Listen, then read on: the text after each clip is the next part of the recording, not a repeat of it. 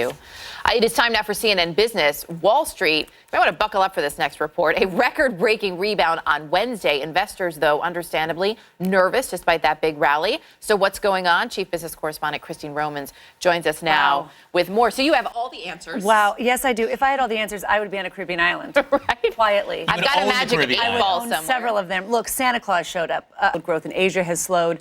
Overall, the economy, though, is strong. Guys, this is what it looks like at the end of a 10-year-long bull market fueled by easy money. You've got big sell-offs to get overdone, and then snapback rallies that are... For years, too. It took a while. It was a long time. There's a lot in there. You went back and watched many episodes of The Apprentice. And note that now that Donald Trump is president, there's nothing ironic about the filming or the depiction of then businessman Donald Trump in these shows. Well, this was one of the mysteries for me. I lived in... As you walk through, how Mark Burnett came upon Donald Trump and sort of found his man. What's fascinating to me is he figured out, too, one of the best ways to appeal to Donald Trump is through flattery. And even going to the point where he says, this was in 2013, he was talking about it, I need to show respect to Mr. Trump, he said. And this was when he was at a skating rink here in Central Park, which Donald Trump had leased at that point, didn't own.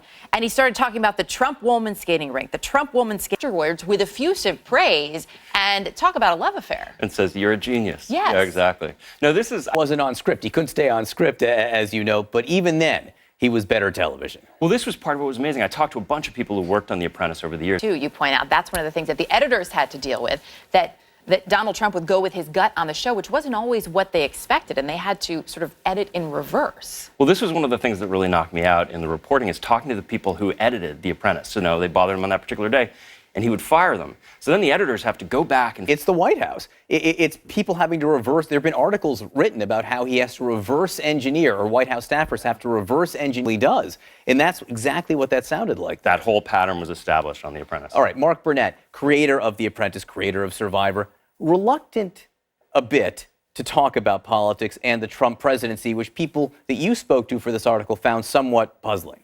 Yeah, I talked to a whole bunch of people who are involved in every aspect of The Apprentice, and a lot of these people now, have doubts about how they feel about all this, and they look back. On the one hand, this was a great professional experience. On the other hand, a number of them told me without that show, Trump would never have become president.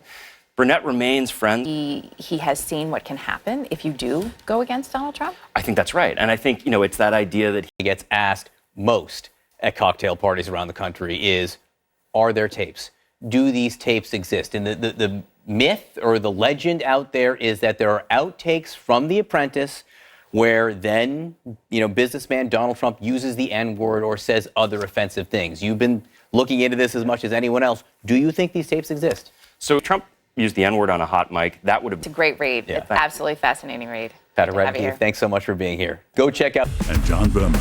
Good morning, everyone. Welcome to your new day. Allison is off. Erica Hill with me this morning. Good morning. Nice to see you. Just a few days left in 2018. What can happen? Yeah, what can happen?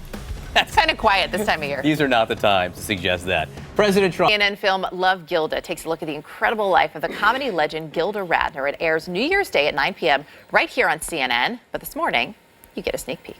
Good stuff today as millions were flying home to spend Christmas with family. One father and daughter celebrated the holiday in the sky. So this sweet story is making the rounds after an Ohio passenger did it just to make someone smile. Didn't even know where it was going. That is a lovely thing. Should I show people my Christmas socks? Yes, you should. These are my Christmas socks. You see them? It says Dad. Like a super dad. It says Super Dad. Like That's a superhero that John Berman